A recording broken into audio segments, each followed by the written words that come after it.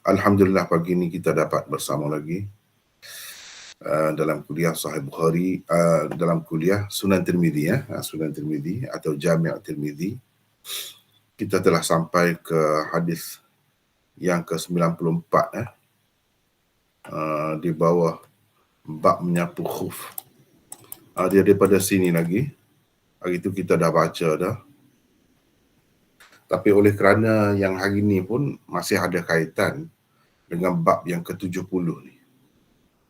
Di bawah bab ke-70 ni, Imam Tirmizi ada kemukakan dua hadis iaitu 93, hadis yang ke-93. Itu telah kita bincangkan sebelum ni, walaupun ada lagi riwayat fil bab itu, yang ni kita belum bincang hadis lagi. InsyaAllah kita dapat tengok selepas ni. Saya rasa saya baca sekali lagi lah, semua sekali. Hadis yang ke-93 dengan komentarnya dan hadis yang ke-94 bersama dengan komentarnya juga. Lepas tu baru kita bincangkan. Sebab saya pun belum tulis lagi riwayat fil bab ni, sebahagian daripadanya, jadi kita baca akan datang insya-Allah. Babun fil mashi 'ala al-khuffain.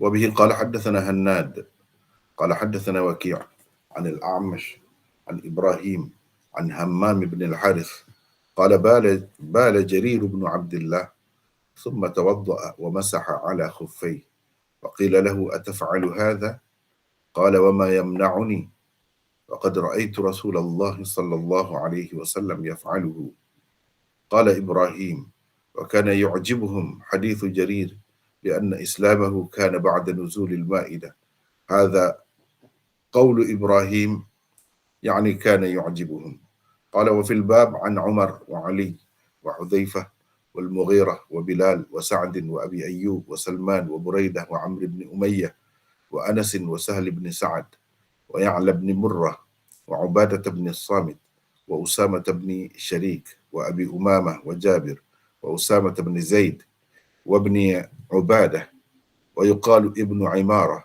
وأبي بن عمارة قال أبو عيسى وحديث جرير حديث حسن صحيح. Terus kita pergi ke muka surat 423 ni, hadis yang ke-94.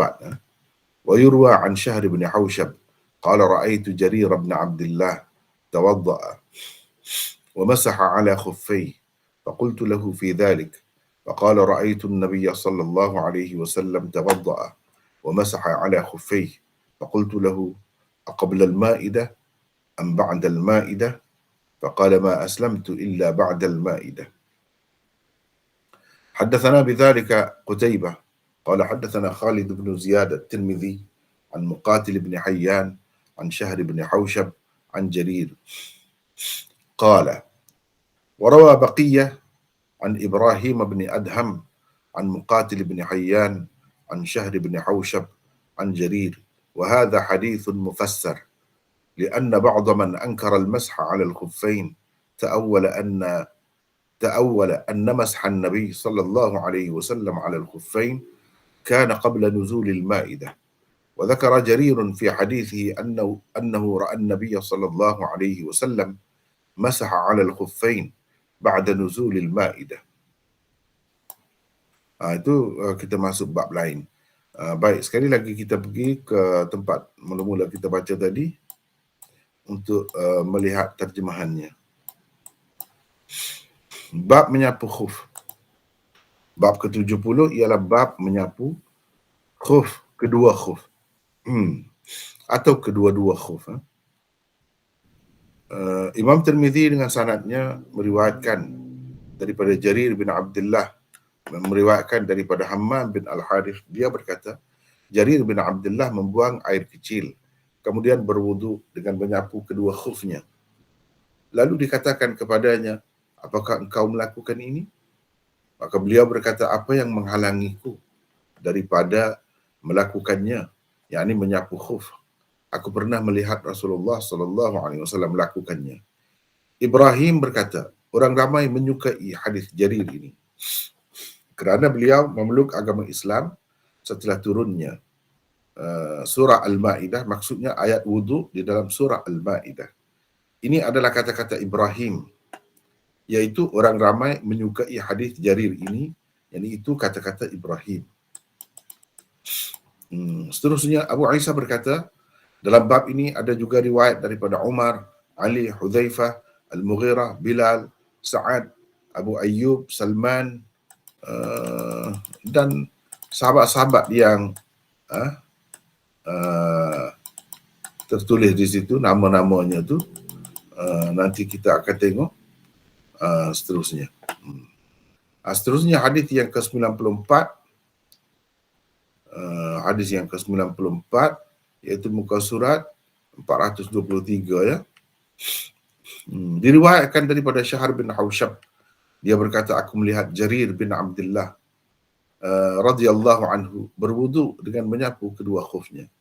Maka aku bertanya kepadanya tentang hal itu. Beliau menjawab, aku melihat Nabi SAW berwudu dengan menyapu kedua khufnya.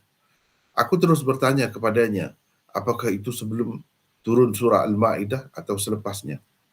Beliau menjawab, aku tidak memeluk Islam kecuali setelah turunnya surah Al-Ma'idah.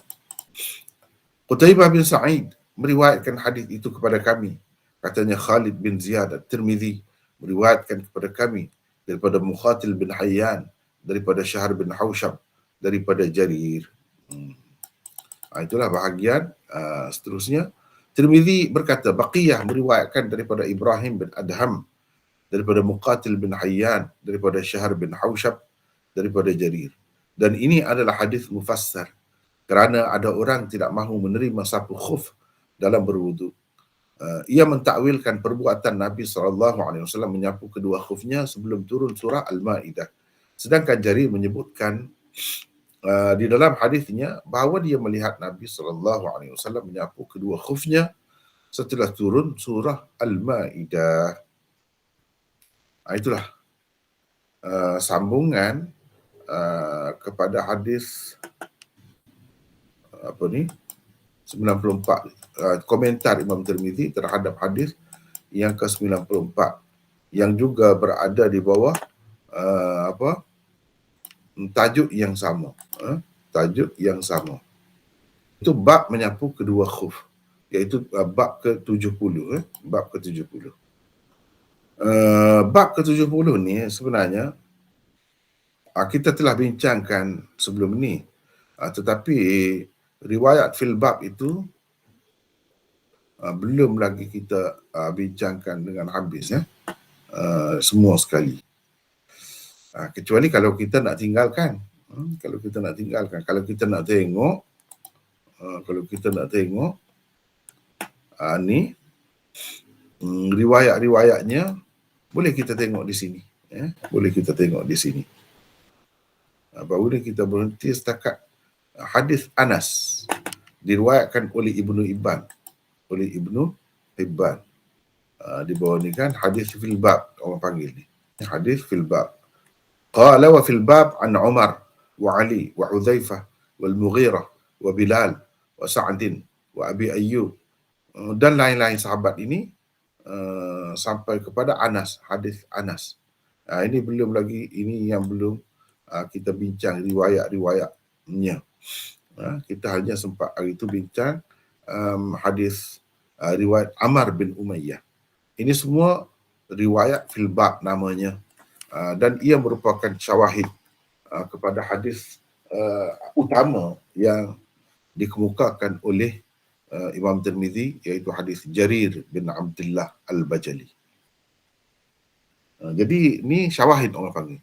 Sebab kandungan riwayat-riwayat sahabat-sahabat ni juga sama dengan kandungan riwayat Jarir, walaupun mungkin lafaz dia tidak sama, tapi maknanya sama, atau mungkin lafaznya itu betul-betul sama, boleh jadi berlaku. Itu dinamakan syawahid. Tujuan syawahid, kepentingan ataupun faedah syawahid ialah ia menguatkan hadis utama. Hadis utamanya hadis Jarir. Ni orang-orang lain selain daripada Jarir, yang mana semua mereka ini sahabat Nabi SAW juga. Mereka juga meriwayatkan hadis yang sesuai, dimasukkan di bawah bab ke-70 ni, iaitu hadis bab menyapu khuf ketika berwudu. Jadi yang kita belum tengok lagi ialah hadis Anas dan seterusnya. Adakah, saya nak tanyalah ni, peserta-peserta kita nak baca ke tidak? Nak tengok ke tidak? Kalau kita tengok, kita boleh tengok perbezaan antara riwayat Jarir, riwayat utama, dengan riwayat sahabat-sahabat yang lain. Mungkin ada perbezaan, di mana perbezaan, apa kedudukannya, dari segi sanadnya dan sebagainya. Ataupun kita nak langkau tu, nak pergi kepada hadis yang ke-74 tadi. Macam mana? Macam mana nak bagi pendapat tu? Silakan. Nak baca di sini? Kalau baca sini saya boleh tengok. Ni syarah dia. Baca mana? Baca ya? Okey. Baik. Baca mana?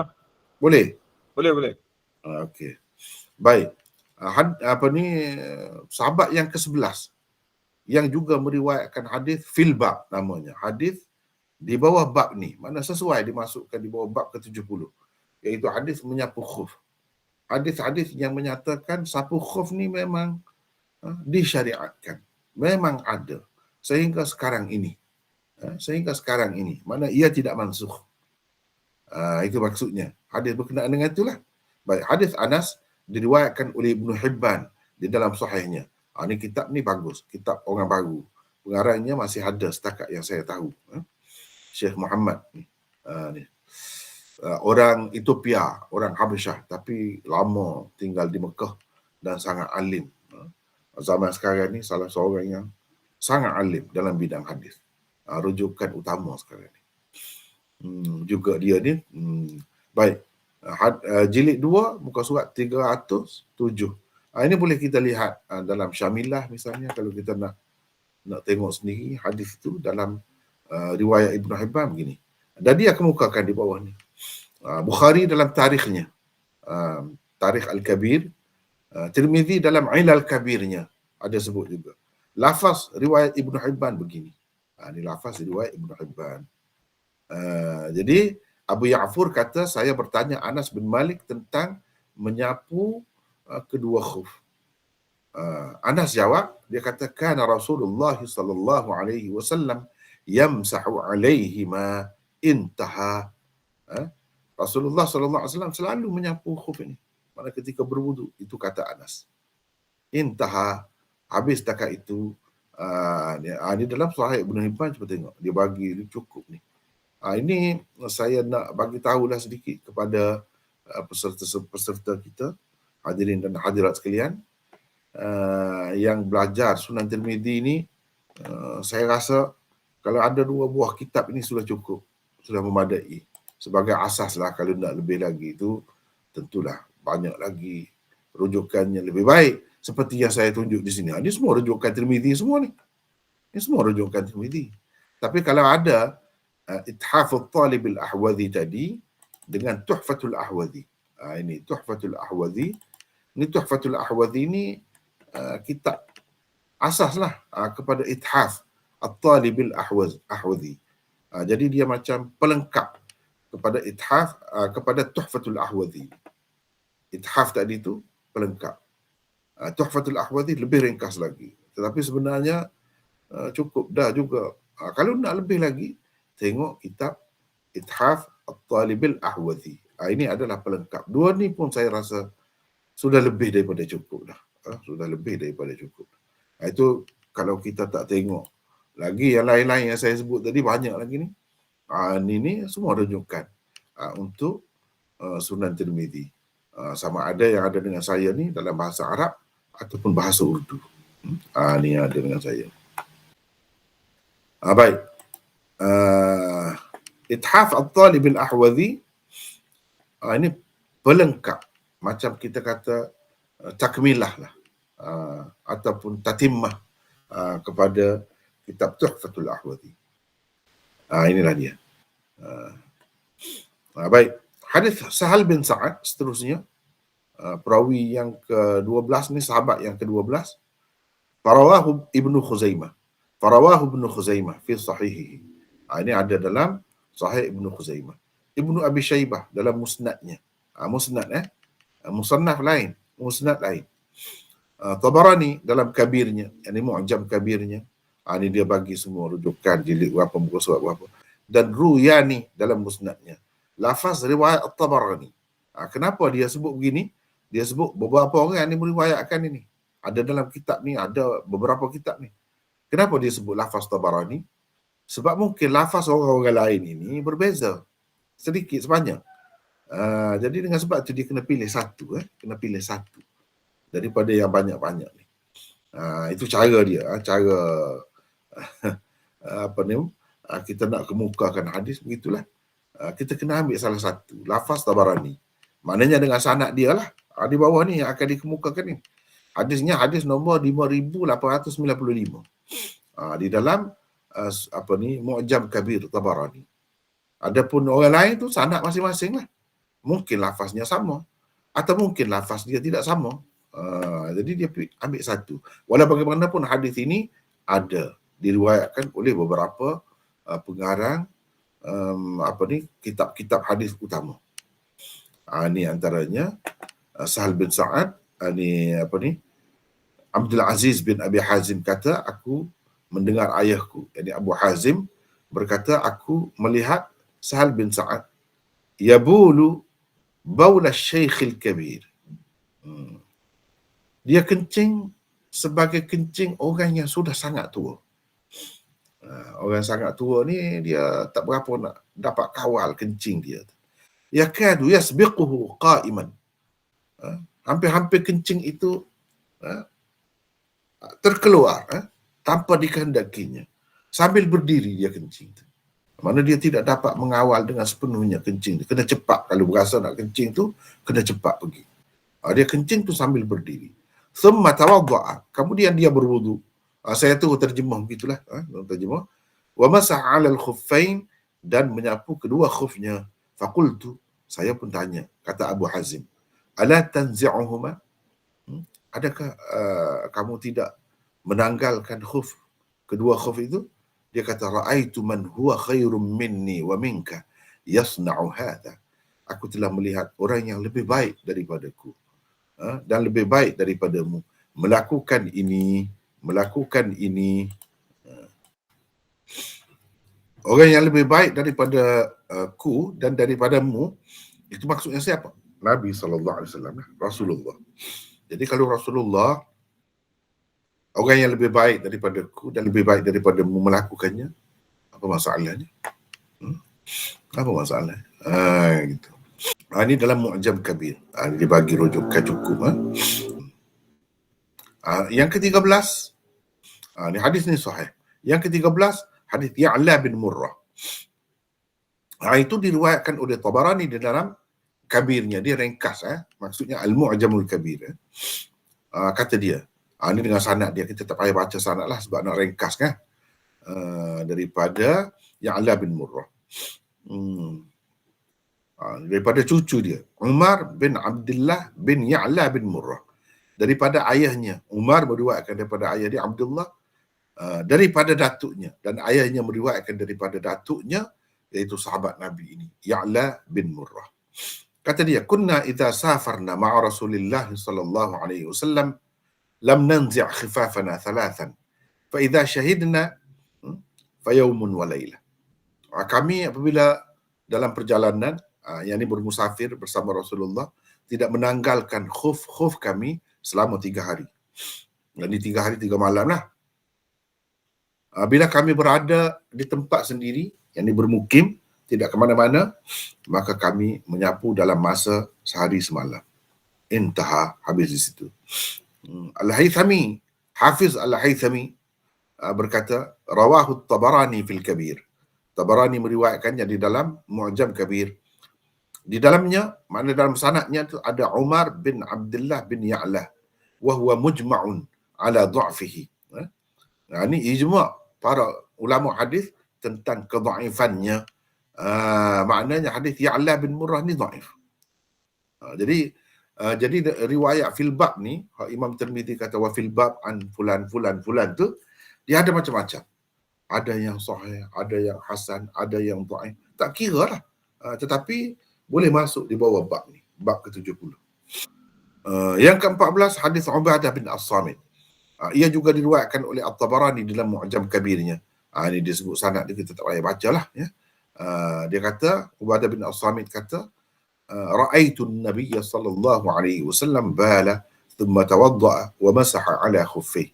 Aku melihat Nabi sallallahu alaihi wasallam telah kencing, buang air kecil, kemudian berwudu dengan menyapu kedua khufnya. Yang kaki tu bila sampai nak basuh kaki tu dia tak basuh kaki.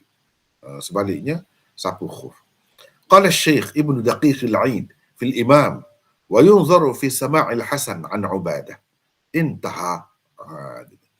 Mana perlu disemaklah.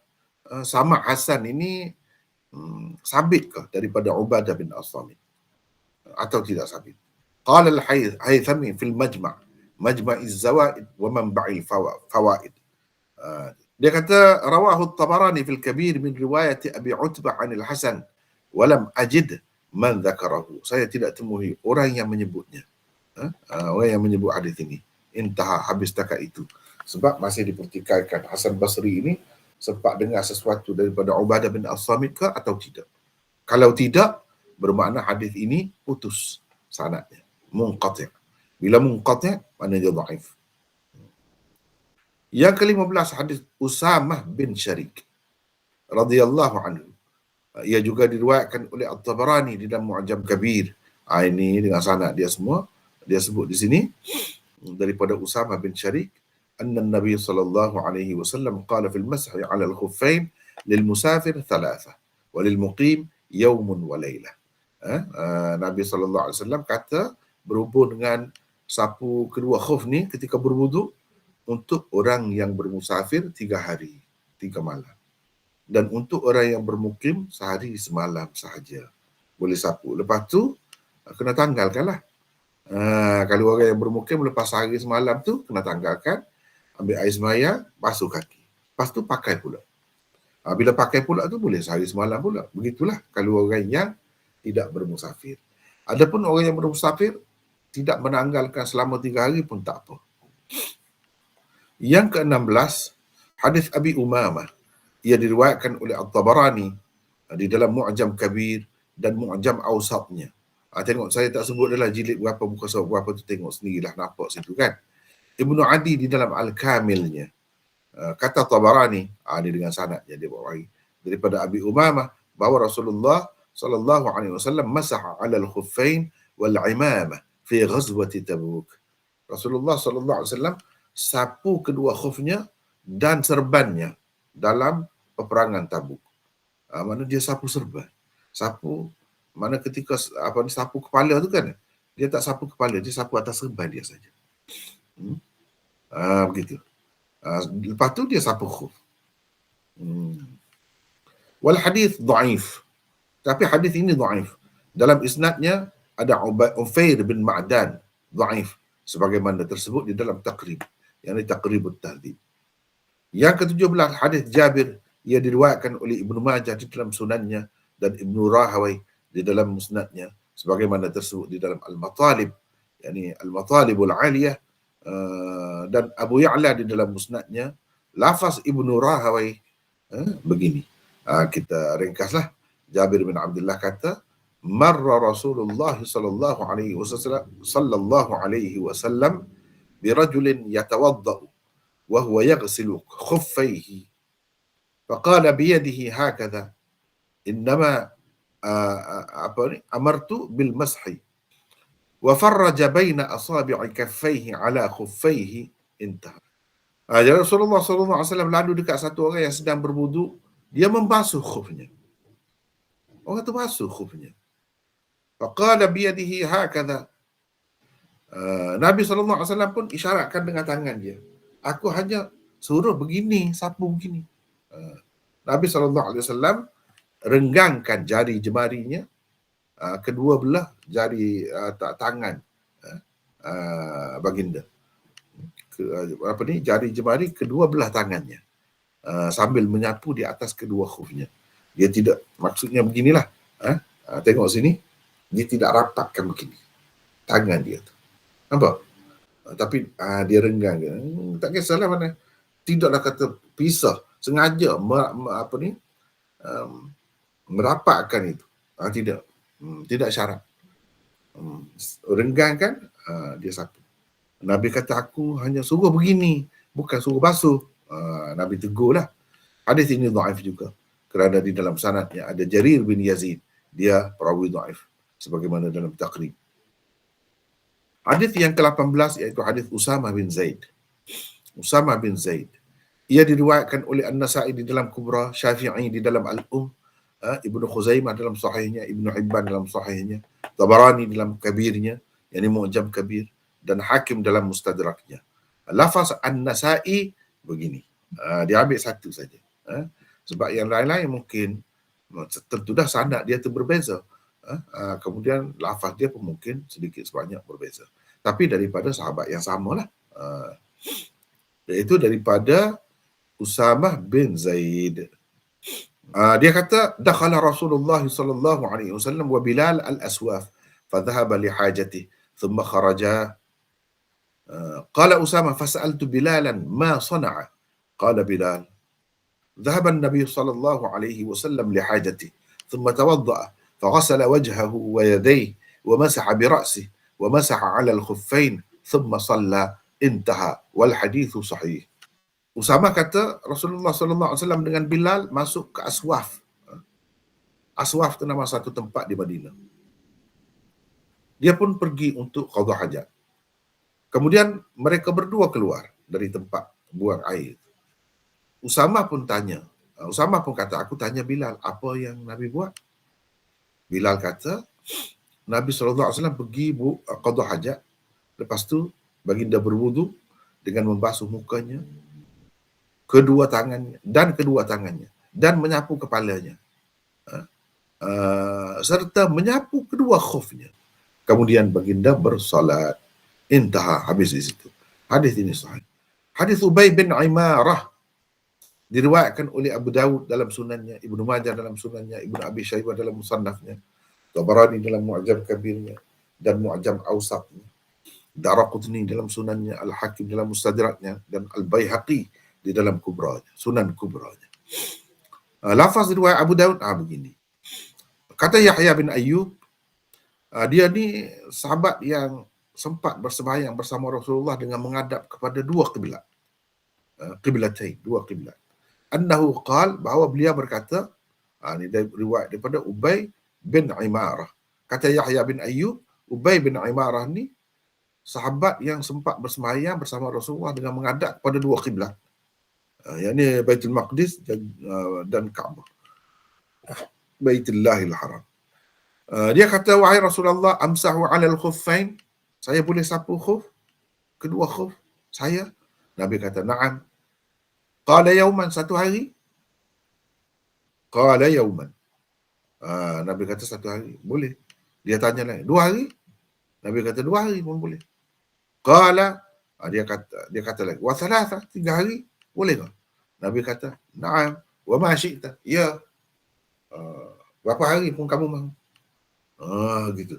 Intaha. Ini hadis pegangan Imam Malik. Sebab Imam Malik kata tidak terhad hari. 3 hari, 4 hari pun boleh. Gitu. Tapi hadis ini dhaif, kata Ibnu Ma'in, isnaduhu muzlim, sanadnya gelap. Abu Daud berkata, para ulama berbeza pandangan tentang isnadnya, dan ia tidak kuat. Hafiz Ibn Hajar dalam Talkhis mengatakan Imam Bukhari mendhaifkan hadis ini. Beliau berkata la yasih, Imam Bukhari kata tidak sahih. Abu Daud berkata khilaf ulama tentang isnadnya dan ia tidak kuat. Abu Zur'ah ad-Dimashqi menukilkan pendapat Imam Ahmad. Imam Ahmad kata rijaluhu la yu'rafun, perawi-perawinya tidak dikenali. Abul Fath al-Azdi berkata ini hadis yang tidak kuat, laisa bil qa'im, tidak dapat berdiri. Mana tidak dapat berdiri tegak, akan rebahlah, maksudnya dhaif. Dan seterusnya. Jadi kesimpulannya, hadis ini tidak sahih. Tanbih, waqa'a fi nuskhatil hindiyah qawluhu wa fil bab an Umar ila Usama. Ini satu peringatan dalam nuskhah cetakan India, dia kata kata Tirmizi wa fil bab an Umar hingga kepada Usamah bin Zaid, dan ia tidak sebut selepasnya. Tetapi di dalam setengah-setengah nuskhah ada tambahan seperti yang kita guna sekarang ni, ada tambahan Ibni Ubadah, dikatakan juga Ibnu Imarah dan Ubay bin Imarah. Fazidtu fi takhrij Ubay bin Imarah. Gitulah, habis. Adapun perawi-perawi atau perawi-perawi yang tidak sebut lagi, ini dia sebut. Yang belum biodatanya atau biografinya disebutkan. Jadi saya rasa cukuplah sekadar itu. Setakat ini kita merujuk kepada kitab Ithafut Talibil Ahwadi tadi. Kita balik kepada kitab kita ni.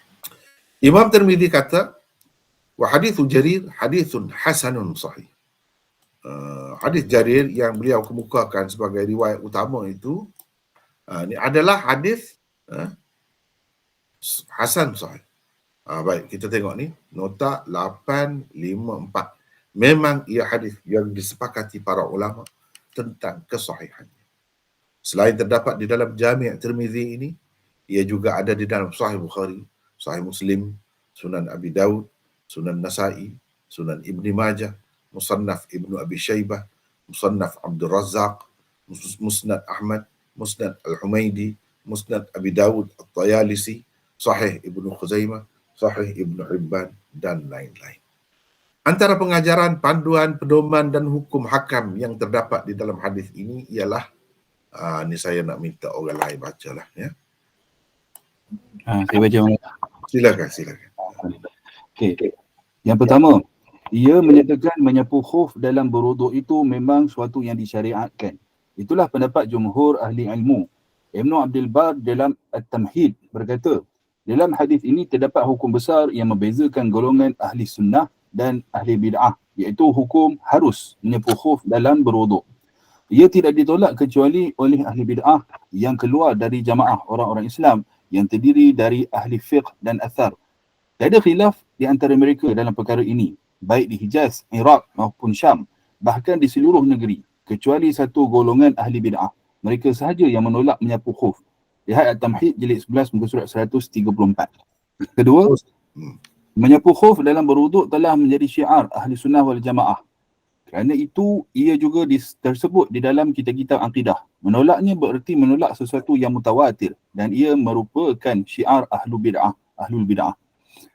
Al-Khattabi selepas mengemukakan dalil-dalil ahlu bid'ah yang lemah dalam penolakan mereka terhadap keharusan menyapu khuf, berkata di dalam ma'alimnya, aneh sekali golongan Rawafid, yakni Syiah Rafidah. Bagaimana mereka boleh meninggalkan menyapu khuf sedangkan banyak sekali hadis-hadis daripada Nabi SAW tentangnya dan ia suatu yang tersebar secara meluas di kalangan umat. Bagaimana mereka boleh berpegang dengan takwilan seperti ini terhadap Al-Quran, dan bagaimana mereka boleh berpegang dengan hadis seperti ini kemudian menjadikannya sebagai syiar. Sehingga ada di antara mereka apabila bersumpah berkata, aku terlepas, yakni bebas daripada mempercayai walayah Amirul Mukminin, yakni Ali, dan aku akan menyapu khuf jika memang aku melakukan sekian-sekian. Lihat Ma'alimus Sunan jilid 1 muka surat 94. Sekejap Soleh, sekejap Soleh. Saya nak jelaskan sedikit. Di kalangan orang yang mendakwa Islam, hanya Syiah dan Khawarij sahaja yang tidak menerima sapu khuf ni. Mana peserta-peserta ni saya tak nampak. Kalau boleh tampil ke hadapan, seronok sikit nampak. Hanya Syiah dan Khawarij sahaja. Syiah pun sebenarnya tidak semua Syiah juga. Tidak semua Syiah. Aliran-aliran Syiah tu banyak. Sebenarnya dalam sejarah 300 lebih aliran Syiah. Tapi yang popularnya hari ini 2, 3 atau 4 sahaja yang popularnya. Dan paling popular antara banyak-banyak tu Syiah Imamiyah Ithna Asyariyah. Jadi Syiah Imamiyah Ithna Asyariyah, Imam 12 inilah yang paling ramai dalam dunia ni kalau di kalangan Syiah. Mereka memang tak terima. Dan yang paling banyak kitab-kitabnya rujukannya ialah Syiah Imam 12 ni. Dia tak boleh lawan. Syiah-syiah lain pun tak ada sampai macam tu. Dia ada tokoh-tokoh yang ramai. Kitab-kitab dalam tafsir, dalam hadis, dalam rijal hadis dan lain-lain. Dia ada. Lengkap lah. Lengkap lah. Kalau orang nak tengok lah atas nama perpustakaan Islam, yang kedua besarnya saya boleh kata selepas Ahli Sunnah, Syiah. Syiah Imamiyah, Ithna Asyariyah. Yang dikenali juga sebagai Syiah Ja'fariyah. Jadi berdasarkan kitab-kitab mereka, kalau kita tengok, kenapa sedangkan banyak hadis-hadis dalam kitab mereka pun ada juga tentang sapu khuf ni memang boleh. Tapi kenapa mereka ketepikan, mereka tak pakai? Apa alasan mereka? Jadi jawapannya, boleh kita katakan, ringkas saya bagi. Jawapannya ialah kata mereka, itu semua tu kalau Nabi ke, Sayyidina Ali ke, imam-imam mereka, pesapu khuf, itu semua dilakukan mereka secara taqiyah. Biasa dengar kan, taqiyah kan? Kau tak pernah dengar lagi? Pernah. Syiah tempat kita ni lama dah sebenarnya. Tahun 79 ni. 1979. Masa tu saya di luar negara. Saya pun tidak sangka sampai ke Malaysia ni sampai begitu. Bila balik tu saya terpaksa berhadapan dengan benda ni. Dengan Syiah ni. Dan pada masa tu ramai orang tak faham. Ramai sekali orang tak faham. Alim ulama pun keliru. Bukan di tanah air kita saja. Bahkan di tanah Arab pun. Ulama-ulama besar pun terkeliru. Termasuk di peringkat awal tu, Dr. Yusuf Al-Qardawi sendiri. Dia pun keliru. Ramailah, bukan seorang dua. Jadi susah pada masa tu kita nak menghadapi. Sebab apa? Ulama-ulama Islam ramailah pergi ke Iran sebab dia naik kan dengan revolusi atas nama revolusi Islam. Dan dia nak popularkan, nak sebarkan pahaman dia tu. Dia jemput ulama-ulama, bagi tiket percuma. Saya pun antara yang ditawarkan pada masa tu. Nak pergi boleh saja. Mudah pada masa tu. Memang dia tabur betul duit. Jadi terpaksa menghadapi pada ketika tu. Jadi dalam keadaan orang-orang kita ni tak tahu sebenarnya. Walaupun alim, saya akui ramai di kalangan kita ni memang alim. Tetapi dalam bab ni dia terlalu selapis sebenarnya. Dia tak tahu. Padahal benda ni banyak lapis. Yang dia tunjuk tu buku-buku propaganda dia. Lepas tu dia bawa orang pergi ke sana, dia tunjuk tempat-tempat yang baik lah. Tak ada yang nampak pelik-pelik sangat kan. Begitu ceritanya. Dia tunjuk lapisan atas. Banyak lagi lapisan bawah ni orang tak tahu. Ulama-ulama sendiri pun tak tahu. Jadi saya nak menghadapi benda ni cukup susah. Sehingga akhirnya berpolemik dalam surat khabar pada masa tu. Pada masa tu mana ada lagi internet apa semua ni. Semua tak ada WhatsApp apa semua, Facebook tak ada lagi pada masa tu. Jadi akhir sekali berhentilah sebab panjang lama kan duduk berpolemik dalam surat khabar tu. Akhirnya bila pihak surat khabar tidak nak meneruskan lagi, saya terpaksa tulis buku. Itulah buku saya, Syiah Rafidah, di antara kecuaian ulama dan kebingungan umat. Itu saya tulis buku tu. Sebab saya fikir banyak tak jelas ni, banyak keliru ni. Puncanya itulah di antara kecuaian ulama dan kebingungan umat. Memang umat jadi bengonglah bila ulama tu cuai. Dia tak baca, dia tak kaji, dia tak tahu, dia dengar-dengar saja. Selapisnya baca sebuah kitab sudah cukup. Tak boleh. Nak kenal sesuatu dia tak boleh. Sebuah kitab, sebuah buku saja tak boleh. Dia kena pergi dalam, sedalam-dalamnya. Itu saya terpaksa kena tulis buku tu. Lepas tu saya terpaksa tulis banyak lagi. Banyak lagi artikel-artikel yang dalam majalah Al-Islam. Pada masa tu ada lagi Al-Islam. Sekarang ni saya tak pasti ada ke tidak. Masuk dalam majalah Al-Islam dan macam-macam majalah masuk. Kemudian jadi dikumpulkan pula jadi satu buku pula. Kertas-kertas kerja saya pergi ke seminar sana sini. Nak cerita tentang ni lah. Sebab orang tak tahu. Orang tak tahu. Syiah ni dia boleh bertaqiyah. Tapi kena ingat, Dia tak boleh bertaqiyah dalam satu dua perkara ya. Antaranya yang dia tidak boleh bertaqiyah ialah sapu khuf. Itu kena ingat. Sapu khuf dia tak boleh berpura-pura. Katanya lah. Jadi taqiyah tu pada hakikatnya berdusta lah. Dusta sebenarnya. Cuma dia bagi nama lain. Taqiyah. Dia kata ni tak boleh taqiyah. Tapi dalam pada tak boleh taqiyah tu dalam kitab dia, kalau ada sapu khuf, dia akan kata taqiyah juga. Ini permainan Syiah. Yang orang tak tahu. Tapi kalau kita baca, baca kitab-kitab dia, kitab-kitab hadis dia, seperti Al-Kafi, Al-Istibsar, Tahdzibul Ahkam, Man la yahduruhul faqih, kitab-kitab utama mereka tu, Wasailu Syiah dan lain-lain lagi. Kita akan tahu. Bahawa dalam kitab mereka pun ada. Tapi mereka kata ini semua taqiyah. Itu jawapan mereka. Padahal sapu khuf ni mereka tak boleh bertaqiyah. Padahal mereka kata imam-imam ni paling berani. Nak jadi imam ni dia mesti paling berani dalam dunia di zamannya. Tak takut kepada sesiapa pun kerana Allah. Jadi pelik juga macam mana imam-imam tu bertaqiyah pula. Kata mereka supaya orang tak tahu, kalau tidak bahaya mereka tu mengancam nyawa mereka. Jahat benarlah kira-kiranya orang Islam pada masa tu. Sehingga imam-imam ni kalau menyatakan amalan mereka, misalnya tak sapu khuf, basuh kaki tu, tak sapu khuf, basuh kaki. Nescaya orang akan tengok ni ajaran sesat ni, pelik ni. Mungkin mereka dibunuh. Jadi umat Islam ni digambarkan cukup teruk.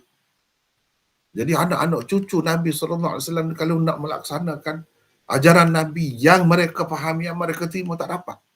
Sehingga mereka terpaksa bertaqiyah. Inilah yang jadi kecoh. Sebab dia menyebabkan jadi orang pandang ahli sunnah ni teruk sangat dalam sejarah dahulu. Padahal tak ada begitu pun. Dia saja yang buat ceritanya. Dia kata semua itu taqiyah. Jadi bidang taqiyah ni sangat luas lah, panjanglah ceritanya. Saya tidak nak bincang tentang itu hari ni. Jadi nak ceritanya ni itulah yang kita baca ni kan. Yang ulama-ulama kita Khattabi dan lain-lain cerita ni memang betul. Jadi dia kata sehingga kalau mereka bersumpah, jadi syiar mereka. Sehingga ada di antara mereka apabila bersumpah berkata, begini-gini. Aku terlepas daripada mempercayai walayah Amirul Mukminin. Ini rukun iman ni. Percaya kepada walayah Amirul Mukminin. Dia boleh kata. Dan aku akan menyapu khuf jika memang aku melakukan sekian-sekian. Dia akan bersumpah. Maknanya sapu khuf ni tak boleh sangat lah. Kalaulah maknanya dia melakukan sekian-sekian, aku akan sapu khuf. Maknanya berat lah. Yang disebut dua perkara ni berat ni. Sampai begitu sekali buat-buat ni. Okeylah. Itu dengan serba ringkasnya. Teruskan Saleh baca. Yang ketiga, keharusan membuang air kecil di tempat yang dapat dilihat oleh orang, walaupun yang lebih eloknya ialah membuang air kecil di tempat yang tidak dapat dilihat orang. Yang keempat, ia menunjukkan kencing adalah salah satu perkara yang membatalkan wuduk. Yang kelima, dapat dilihat di celah-celah perbincangan tentang hadis ini bagaimana para salaf dahulu begitu bersungguh-sungguh menolak apa yang mereka anggap sebagai tidak benar. Yang keenam, kelebihan Jarir kerana sikap terbukanya dalam menghadapi teguran bantahan orang ramai terhadapnya, walaupun beliau tahu mereka salah dalam hal itu. Yang ketujuh, bantahan terhadap orang-orang yang menolak keharusan menyapu khuf dalam berwuduk dengan alasan ia telah dimansuhkan dengan ayat wuduk di dalam surah Al-Ma'idah. Sebabnya ialah hadis Jarir ini terkemudian daripada ayat tersebut. Yang ke-8, orang yang melihat sesuatu yang menyalahi syarak pada anggapannya dituntut supaya tidak mendiamkan diri. Sebaliknya hendaklah bertanya atau menegur dengan penuh kebijaksanaan walaupun orang yang melakukannya adalah seorang yang alim dan mulia. Yang ke-9, Orang yang mempercayai apa yang dilakukannya adalah benar, tidak sepatutnya marah apabila ada orang yang bertanya atau menegurnya dengan anggapan ia salah. Dia sebaliknya hendaklah menyatakan apa alasannya dengan cara yang terbaik. Seperti kata Jarir, apa yang menghalangiku daripada melakukannya, yakni menyapu khuf. Aku pernah melihat Rasulullah sallallahu alaihi wasallam melakukannya. Okey. Baik, baru kita sampai kepada hadis yang ke-94. Hadis yang ke-94 ini pelik sikit. Berbeza sedikit daripada cara biasa Imam Tirmizi. Sebab biasanya Imam Tirmizi akan sebut sanad daripada bawah sampai ke atas. Tapi riwayat ini dikemukakan, dia ambil bahagian atas dahulu. Lepas tu baru dia kemukakan sanadnya. Ini sanadnya di bawah ni. Haddatsana bi dzalika ni sanad bahagian bawah. Qutaibah ni guru Imam Tirmizi. Ni. Ini sanad bahagian bawahnya. Ini dia sebut bahagian atas saja. Daripada Syahr bin Hausyab, katanya aku melihat Jarir bin Abdullah berwudu. Ini pun salah satu cara menyampaikan hadis, iaitu dengan menyebutkan hadis dahulu lepas tu bawa sanad. Atau dengan menyebutkan sebahagian daripada sanad bahagian atas dan matan hadis, lepas tu baru dikemukakan sanad bahagian bawah, macam di sini. Ini salah satu cara. Sebab apa? Sebab sanad di bahagian bawah dia tu ada dua saluran. Ini saluran yang pertama yang saya gelapkan ini. Saluran yang keduanya ini daripada Baqiyah. Daripada Ibrahim bin Adham, barulah bertemu sanadnya pada Mukhatil bin Hayyan, dan di atas tu samalah ke atas. Itu sebab Imam Tirmizi kemukakan kemudian. Baik. Diriwayatkan daripada Syahr bin Hausyab, dia berkata, aku melihat Jarir bin Abdullah al-Bajali radhiyallahu anhu berwudu dengan menyapu kedua khufnya. Maka aku bertanya kepadanya tentang hal itu. Beliau menjawab, aku melihat Nabi SAW berwudu dengan menyapu kedua khufnya. Itulah kita dah baca dah tadi. Kita ada nota di sini 855. 855. Baik. 855. Hadis Jarir di atas diriwayatkan juga oleh Tirmizi dengan sanad yang lain. Tetapi beliau mendahulukan matannya bersama sebahagian daripada sanadnya. Inilah hadisnya. Jadi hadis tu yang samalah hadis tu. Sama. Iaitu sama dengan hadis yang Imam Tirmizi kemukakan, iaitu hadis ke-97. 93. Ini 94. Jadi hadisnya sama dengan ni lah. Sama lah. Kalau kita perhatikan dengan hadis 93 sama. Kemudian Qutaibah bin Sa'id meriwayatkan hadis ini kepada kami. Katanya Khalid bin Ziyad At-Tirmizi. Khalid bin Ziyad At-Tirmizi meriwayatkan kepada kami daripada Muqatil bin Hayyan, daripada Syahr bin Hausyab, daripada Jarir. Baik, kita berkenalan dengan beberapa orang perawi dia yang belum kita bertemu. Antaranya di sini Khalid bin Ziyad At-Tirmizi. Khalid bin Ziyad At-Tirmizi. Kalau boleh, sesiapa baca, silakan. Siapa nak baca? Saya baca mana? Siapa ni? Arsyad. Arsyad. Hari tu tak bertemu Arsyad. Lain kali lah insyaAllah. InsyaAllah kalau ada rezeki. Saya pun sibuk gitu kan. Silakan Arsyad, silakan. 856.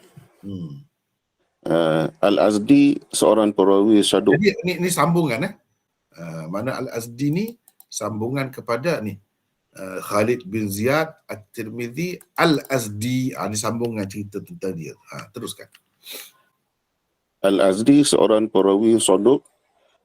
Abu Abdurrahman adalah kurniahnya. Beliau pernah menjadi qadhi di Tirmizi. Setelahnya anaknya pula yang menjadi qadhi di sana. Selain Tirmizi, An-Nasai juga meriwayatkan hadisnya. Beliau meriwayatkan hadisnya daripada Muqatil bin Hayat. Meriwayatkan hadis saja, tak ada nya. Beliau meriwayatkan hadis daripada Muqatil bin Hayat, Qatadah, Nafi', Maula Ibnu Umar, Abi As-Siddiq Siddiq. Nazi, Abi As-Siddiq An-Nazi, Mis'ar, An-Naji. An-Naji, Mis'ar dan lain-lain. Qutaibah Saleh bin Abdullah At-Tirmizi, anaknya sendiri yang bernama Abdul Aziz, adalah antara orang-orang yang meriwayatkan hadis daripadanya. Ibnu Hibban berkata, beliau ada meriwayatkan sebuah syahifah yang betul daripada Nafi'. Di dalam Sunan At-Tirmizi, ini hanya 2 sahaja hadisnya diambil oleh Tirmizi. Khalid bin Ziyad At-Tirmizi meninggal dunia ketika berumur 101 tahun. Di dalam Tarikh Al-Islam oleh Al-Zahabi bersama tahqiq oleh Dr. Bashar Awad Ma'ruf, tarikh meninggalnya tersebut di antara tahun 161 hingga 170 Hijrah. Sekejap apa di Arsyad ni kan saya cari banyak ni, bukan nampak senang ya. Saya bagi banyak dalam kitab-kitab ni tak bertemu tarikh meninggal dia, tak ada sebut, hanya ada di sini saja. Ni antara dengan tepat pun tak dapat. Kalau ada yang dengan tepat saya akan sebut. Kalau tak ada tu begini sajalah yang dapatnya, yang ada disebut di antara tahun 161 dan 170. Itu saja. Antara itulah tarikh meninggalnya. Perawi kita ni iaitu Khalid bin Ziyad At-Tirmizi. Beliau meriwayatkan kepada kami daripada Muqatil bin Hayyan 857. Siapa pula Muqatil bin Hayyan An-Nabati? Teruskan apa ni Arsyad tadi, sambung lagi. 857 An-Nabati Al-Nabati Al-Bakhi Al-Kazaz, kunyahnya ialah Abu Bistam,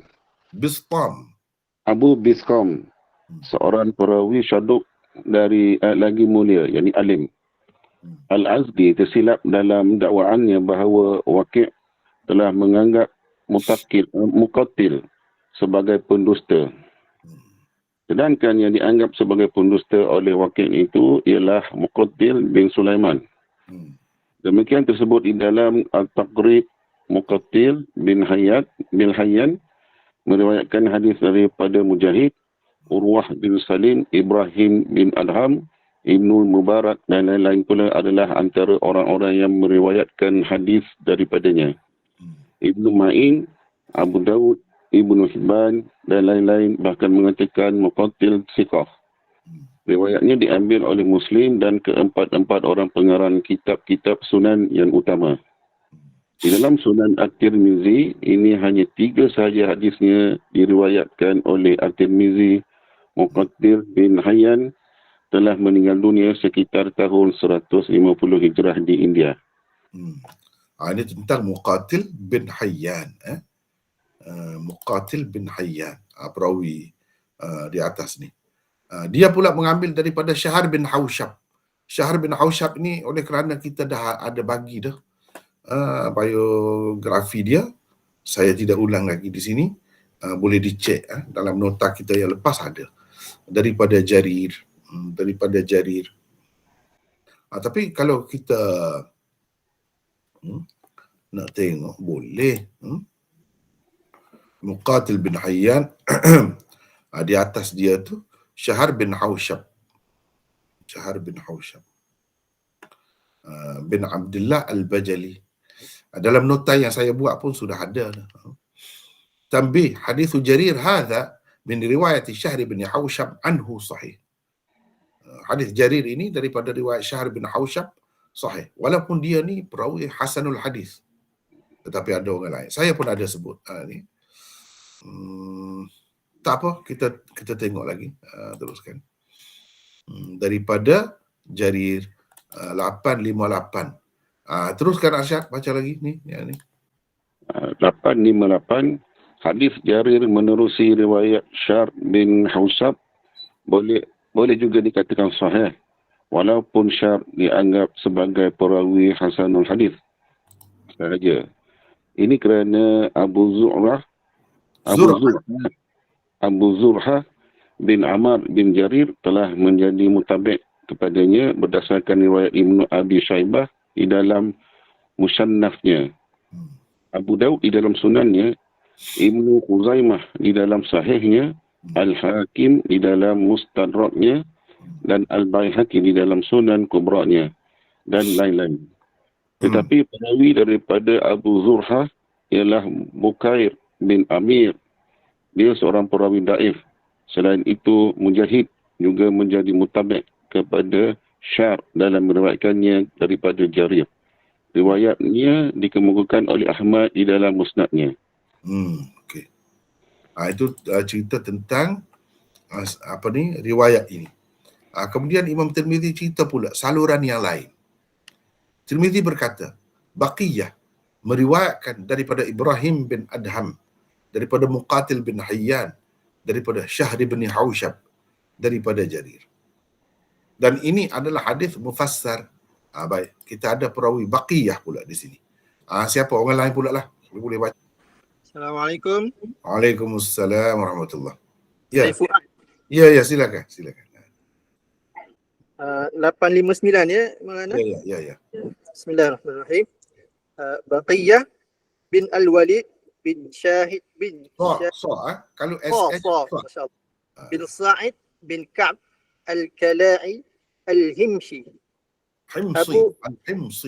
Himsi, Masya-Allah. Kalau SH sama dengan Ya. Sad. Abu Yuhmid adalah kunyahnya. Seorang perawi saduq yang banyak melakukan tadlis daripada perawi-perawi dhaif. An-Nasa'i berkata, bila dia meriwayatkan dengan berkata haddatsana dan akhbarana, maka dia thiqah.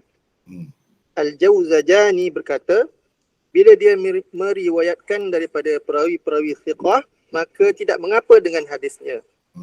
Abu Mushir. Abu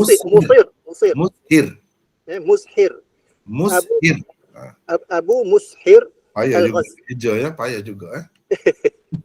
Ya, payah nak eja. Gini ya, kalau ikut Arab dia begini. Sekejap Mushir ni kena sihir ke Maulana? Dah. Nanti sekejap saya bagi ya. Ya. Gitu. Oh, Mushir. Abu Mushir. Gitu. Ni Abu Mushir. Baik. Meja begitu. Abu Mushir Al-Ghassani berkata, Baqiyatu laysat ahadithuhu naqiyatan fakun minha ala taqiyah. Gini cara bacanya begini ya. Ya. Baqiyah. Kita sebut gitu. Baqiyah. Ya. Laysat ahadithuhu naqiyah. Fakum minha ala taqiyah. Baru sama. Irama. Baqiyah laysat ahadithuhu naqiyah fakun minha ala taqiyah. Sebab itu saya pun petik yang Arab dia tu menarik. Kalau kita terjemah, kita tak akan dapat warna ataupun rasa itu. Tak akan dapat. Bermaksud, Baqiyah hadis-hadisnya tidak bersih. Oleh itu hendaklah engkau berwaspada dengannya. Itu maksud dia. Tapi dia susun ayat dia tu bunyi Yahya akhir tu menarik. Baqiyah laysat ahadithuhu Ni kalau tentang Baqiyah ni ulama semua ingat. Macam peribahasa lah untuk dia ni. Baqiyah laysat ahadithuhu naqiyah fakum minha ala taqiyah. Kalau ulama-ulama hadis dia akan tahu ni. Teruskan. Muslim meriwayatkan satu sahaja hadisnya sebagai syahid. Bukhari pula hanya meriwayatkan secara ta'liq sahaja hadis-hadisnya. Selain Tirmizi, Abu Daud, Nasa'i, Ibnu Majah dan lain-lain juga ada meriwayatkan hadisnya. Di dalam Sunan At-Tirmizi ini terdapat hanya 8 sahaja hadisnya. Baqiyah meninggal dunia pada tahun 197 Hijrah. Baqiyah meriwayatkan daripada Ibrahim bin Adham 860. Silakan teruskan lagi. Ibrahim bin Adham bin Mansur Al-Ijli Al-Balkhi. Tinggal di Syam. Abu Ishaq adalah kunyahnya. Beliau adalah seorang perawi saduq dan merupakan salah seorang zahid dan tokoh terkenal. Ibrahim meriwayatkan hadis daripada Yahya bin Sa'id Al-Ansari, Muqatil bin Hayyan, Mansur, Abi Ja'far Muhammad bin Ali dan lain-lain. Al-Thawri, Al-Auza'i, Syaqiq Al-Balkhi, Baqiyah dan lain-lain pula adalah antara orang yang meriwayatkan hadis daripadanya. Kata An-Nasai, seorang yang siqah lagi ma'mun, iaitu aman riwayatnya. Salah seorang zahid. Ad-Daruqutni berkata, jika perawi siqah meriwayatkan daripadanya, maka dia adalah seorang yang sahih hadisnya. Ibnu Ma'in berkata, dia seorang abid, yakni ahli ibadah yang siqah. Riwayatnya terdapat di dalam Al-Adabul Mufrad. Di dalam Sunan At-Tirmizi, ini sahaja hadisnya dan ia hanya diriwayatkan secara ta'liq oleh Tirmizi. Ibrahim bin Adham meninggal dunia pada tahun 162 Hijrah. Seterusnya, ini kita berkenalan dengan perawi-perawi ya. Kerana ada orang baik. Lepas itu daripada Muqatil bin Hayyan, daripada Syahr bin Aushab, daripada Jarir, sama seperti di atas. Dan ini adalah hadis mufassar.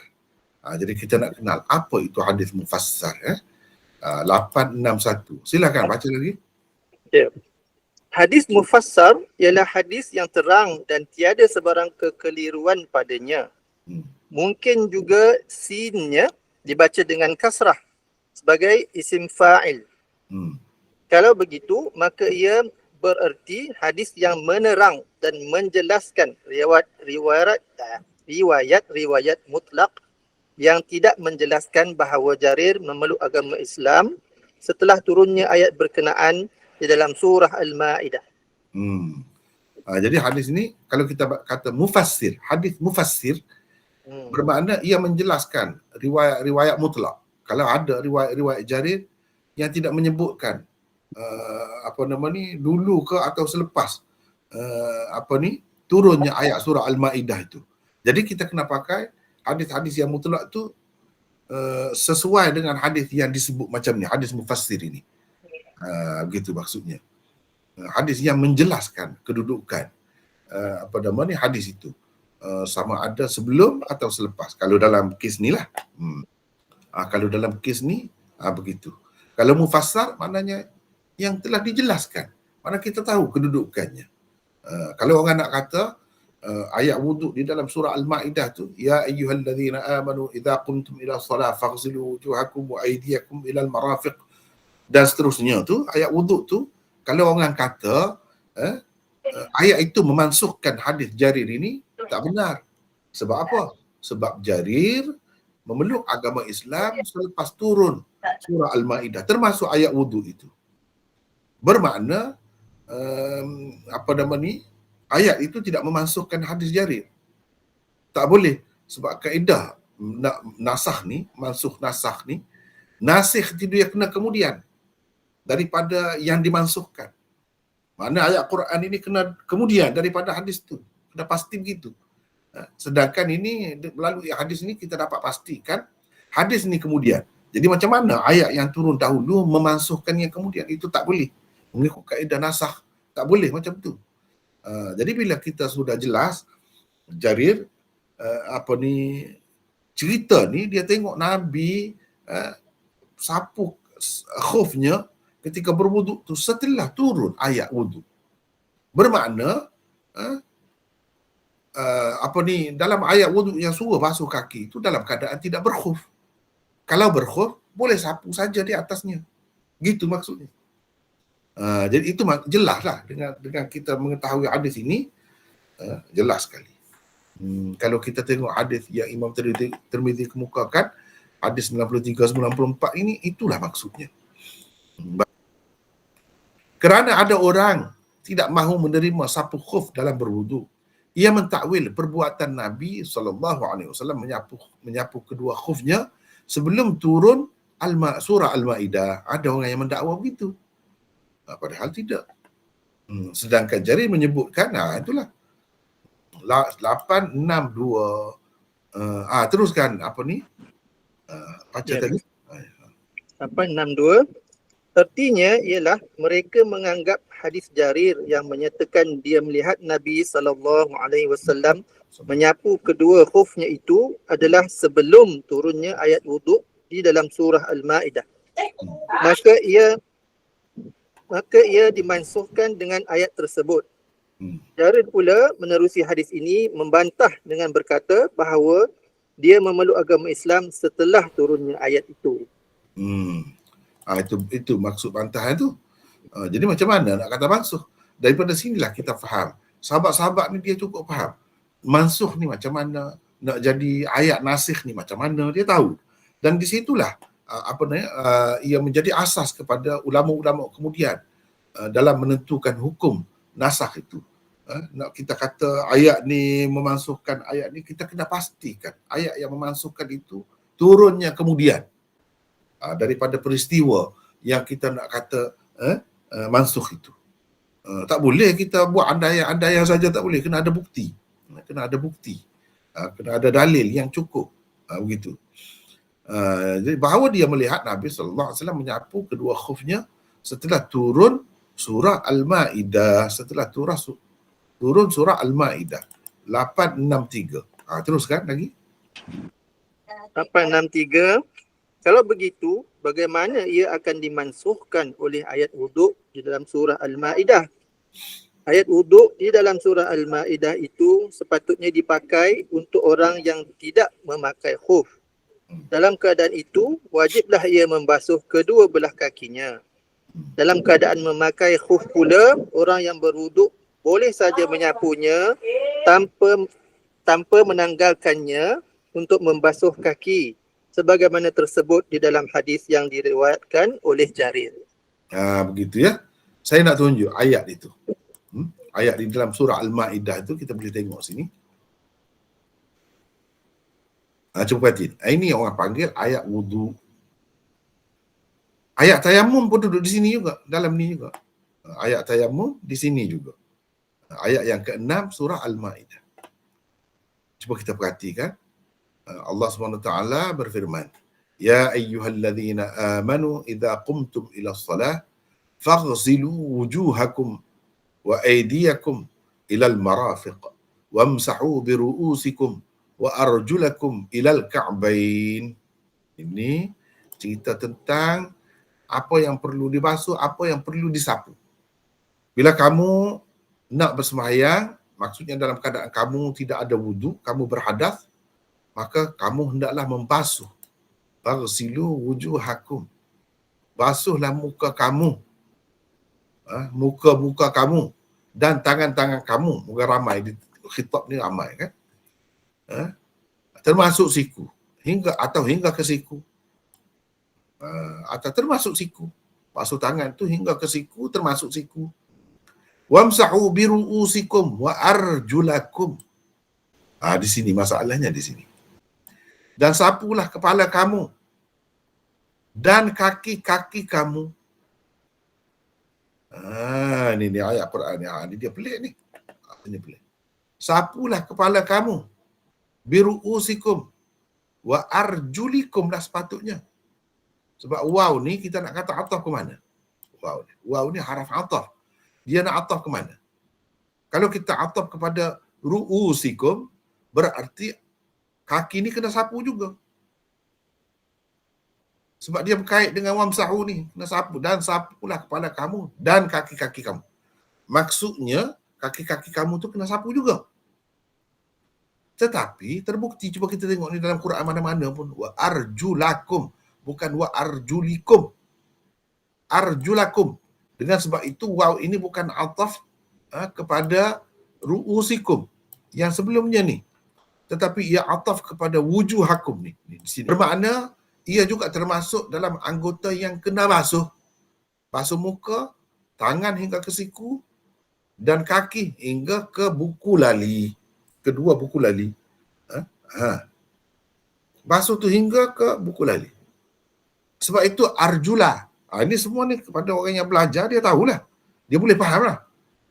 Kalau arjuli, sapu. Kalau arjula, dia basuh. Sebab apa? Waw ni atas ke sini. Panjanglah kalau kita nak bahas ini, satu hari kena bincang. Yang ni saja. Yang kita duduk, berbalah. Sibuk dengan syiah ni di sinilah. Dia kata tak betul ni Quran ni. Wa arjulakum ni. Sepatutnya wa arjulikum. Dia kata tak betul Quran ni. Yang ada ni. Di situlah semakin keluar dia tak yakin kepada Quran itu. Akidah dia kalau kita bincang lama-lama akan keluarlah. Salah satunya pergi situ. Dan dia kata, kenapa Allah SWT nak atas jauh ke sana? Sepatutnya dekat dengan dia. Itulah ru'usikum tu, atas ke situ. Selepas wamsahu, selepas sebut sapu. Jadi kaki ni kena sapu. Sebab itulah orang Syiah ni dia sapu kaki.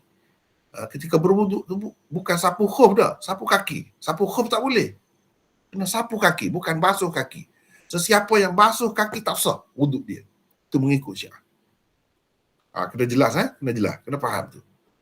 Jadi dia sibuk sangat dengan ini. Bagi kita, cuba tengok Quran ni. Kenapa wa arjulakum? Arjula, lam tu bagi di atas. Sedangkan ru'usi, sin tu bagi di bawah tu. Ada makna tu. Bermakna yang kena sapunya kepala. Kaki ni kena basuh. Ni dia berkait dengan faghsilu wujuhakum. Sama seperti muka dan tangan kena basuh, kaki pun kena basuh. Bukan sapu. Dia ada satu qiraat yang baca wa arjulikum. Ulama-ulama kita kata wa arjulikum tu dalam keadaan pakai khuf betul. Sapu kepala kamu dan kaki-kaki kamu mana dalam keadaan kamu pakai khuf. Ketika kamu pakai khuf memang itu sapu. Kita boleh terima itu. Tapi dalam keadaan biasa tidak pakai khuf, dia kaki itu termasuk dalam anggota yang perlu dibasuh, bukan disapu. Kita faham gitu secara ringkasnya. Kalau nak bahas lagi panjanglah. Dalam Quran mana-mana pun wa arjulakum. Wa arjulakum. Bukan wa arjulikum. Bila kata wa arjulakum, itu dalam keadaan biasa ketika tak pakai khuf, memang kaki kena basuh. Tak boleh sapu. Jadi yang Syiah buat sapu tu, kaki tak basuh itu tak betul. Kita mengambil kira hadis-hadis yang menyebutkan Nabi daripada jauh tengok sahabat dia basuh kaki tu cepat-cepat, tak rata, jauh lagi dia bertempik. Nabi berteriak daripada jauh, oi, wailul lil aqabi minan nar, wailul lil aqabi minan nar. Daripada jauh lagi dengan kuat, suara yang kuat dia kata. Kamu kena berhati-hati. Neraka wail untuk tumit-tumit yang tidak dibasuh dengan rata. Kalau boleh sapu, kenapa dia ada hadis macam tu? Dia tolak pula hadis itu. Nampak ke tidak? Ini cerita Syiah. Dia tolak pula hadis itu. Dia kata karut semua hadis itu. Ikutlah ada dalam Bukhari kamu, itu kamu punya. Orang ahli sunnah buat semua. Yang sebetulnya tak ada pun Nabi kata begitu. Gitu pula ceritanya. Kita mengambil kira hadis dan berapa banyak ni sahabat-sahabat ni sapu khuf, tak pernah sebut sapu kaki. Tak pernah sebut sapu kaki. Kalau adalah riwayat yang sebut sapu kaki, maka kita orang ahli sunnah pakai ketika seseorang itu tajdid wuduknya. Faham ke tidak? Tajdid wuduknya. Cuba tampil ke depan, saya nak cerita. Saya nak cerita. Tak sedap tengok apa ni, tak tengok tuan, tak tengok orang. Jadi kalau kita kata tak boleh sapu kaki, kena sapu khuf. Syiah kata sapu kaki, kalau basuh kaki tak sah. Jadi hadis, kita pegang dengan hadis tu. Mereka tak pegang dengan hadis. Mereka tak mahu pegang dengan hadis. Mereka kata kita ada hadis sendiri. Dalam hadis kita sapu kaki. Jadi yang saya nak sebut, kalau ada hadis dalam kitab ahli sunnah yang sebut sapu kaki, maka itu dipakai dalam keadaan seseorang itu sudah ada wuduk.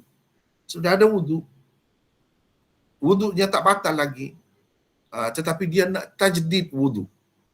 Dia nak memperbaharui wudu dia. Dia nak ambil wudu sekali lagi. Sebab banyak dia pergi sana sini buat macam-macam dah. Dia rasa walaupun dia tak batal wudu dia ingat, tapi dia nak ambil wudu sekali lagi, ikut firman Allah ni. Allah kata bila nak sembahyang kamu wudu. Jadi boleh juga. Air pun banyak, kita bukan masalah, ada masalah air pun duduk tepi sungai, katakanlah. Jadi dalam keadaan itu tak perlu basuh, sapu saja, boleh. Itu kita pakai begitu, kena faham. Bukan dalam keadaan tak ada wudu, berhadas, nak sapu kaki, itu tak boleh. Itu mesti kena basuh, kena rata. Tuhan dah sebut dah sampai buku lali, apa maknanya tu? Nak isyarat kepada basuh lah tu. Barulah dia akan jadi rata sampai ke buku lali. Kalau sapu, tak perlu dah sapu sampai ke buku lali. Tak perlu gitu. Pasti tangan tu mesti sampai kepada buku lali. Buku lali ni bukan bahagian depan saja, bahagian belakang pun ada juga. Jadi ini menunjukkan bercerita tentang basuh dalam keadaan biasa, dalam keadaan berhadas. Dalam keadaan tidak berhadas, ada wuduk lagi nak tajdid wuduk, ya, memang ada. Bolehlah, tapi yang lebih baiknya basuh juga kalau kita tidak pakai khuf. Kecuali kalau pakai khuf. Pakai khuf memang elok sapu khuf lah. Nampak ke tidak? Jelas ke tidak? Nampak Maulana. Boleh jelas Alhamdulillah. Jadi berkenaan dengan ayat tadi itu kaitannya. Ayat ini turun dahulu, hadis Jarir itu kemudian, yang dahulu tidak boleh memansuhkan yang kemudian, walaupun Quran tak boleh. Dia syarat nak mansuh ni, yang dimansuhkan itu dahulu. Yang nasikh, yang memansuhkan kemudian. Itu syaratnya. Sekarang ni tidak ada syarat tu. Syarat itu tak ada. Sebab Quran itu turun dulu. Ayat tadi, yang kita tunjuk tadi. Ayat 6, surah Al-Ma'idah itu turun dulu. Hadis Jarir ini, Jarir menceritakan dia tengok Nabi itu kemudian. Selepas tu ayat tadi. Jadi macam mana nak mansuh? Nak guna kaedah mansuh pun kena tahulah kaedah dia. Tak boleh nak mansuh tak tutup pasal gitu, tak boleh. Jadi kalau berdasarkan hadis ini, ia tidak mansuh. Ia boleh dipakai lagi sampai sekarang. Sebab itu banyak hadis-hadis yang sebut begitu. Dan sampai sekarang ni kita boleh pakai. Sampai sekarang ni kita boleh pakai. Sebab ia tidak mansuh. Syiah, salah satu takwilan dia kata kalau betul pun sapu khuf, itu kita cerita yang dulu, kata dia. Itu semua sudah mansuh. Mansuh dengan apa? Mansuh dengan apa? Itu kita tanya. Mansuh dengan apa? Mansuh dengan Quran ayat tadi? Tak boleh. Mansuh dengan hadis? Mana hadis? Mana hadis? Sedangkan sekian banyak hadis ni sampai ke peringkat mutawatir. Ini salah satu hadis mutawatir. Sehingga Imam Abu Hanifah mengatakan, saya bimbang orang yang menafikan, menolak hadis ini, iman dia tu tergugat. Sebab memang ini daripada Nabi SAW. Tidak diragui. Tidak diragui. Sebab itu Imam Abu Hanifah pun sebut, salah satu alamat ahli sunnah, dia sayang kepada Abu Bakar dan Umar. Itu mertua Nabi. Dua orang mertua Nabi. Dan sayang juga kepada dua orang menantu Nabi, Sayyidina Uthman dan Sayyidina Ali. Dan dia juga mengamalkan sapu khuf ketika berwudu. Dia sebut tu. Dia sebut tu. Sebab apa? Ada masalah lah tu. Kita yang tak faham ni apa sebabnya, kata. Memang masalah dengan Syiah lah. Syiah kan benci kepada Abu Bakar dengan Umar tu. Dia kasih kepada Ali saja menantu. Uthman dia benci juga. Bukan setakat benci biasa-biasa ni, tidak. Sampai mengkafirkan. Benci dia tu sampai peringkat tu. Pelik lah. Sebab itu Imam Abu Hanifah kata ini tanda ahli sunnah wal jamaah. Sebab Syiah, apalagi Imam Abu Hanifah tahulah sebab dia hidup di zaman Syiah kuat juga. Di Kufah tu. Sama-sama di Kufah. Kufah tu pusat Syiah lah. Dan Imam Abu Hanifah dengan ulama-ulama sunnah ni kuat juga di sana di Kufah tu. Sebab setelah Sayyidina Ali dilantik menjadi khalifah, dia pindahkan ibu negara Islam tu ke Kufah. Jadi Kufah lah jadi ibu negara Islam. Jadi ramailah sahabat-sahabat, ulama-ulama pergi ke sana untuk mengajar orang ni. Itu ceritanya. Jadi Imam Abu Hanifah ni duduk di sana. Dia tahulah bahawa Syiah ni kuat sangat pegang dalam masalah sapu khuf ni, tak boleh. Sapu khuf tak boleh taqiyah. Benda lain semua boleh taqiyah. Semua boleh taqiyah. Sehingga Nabi kahwinkan anak dia tu dengan Sayyidina Umar pun taqiyah. Nabi SAW kahwinkan dua orang anak dia dengan Sayyidina Uthman tu, padahal Sayyidina Uthman ni kafir. Sayyidina Uthman ni jahat. Taqiyah. Sampai begitu sekali. Saya rasa setakat tu dululah. Allahu'alam. Assalamualaikum warahmatullahi wabarakatuh.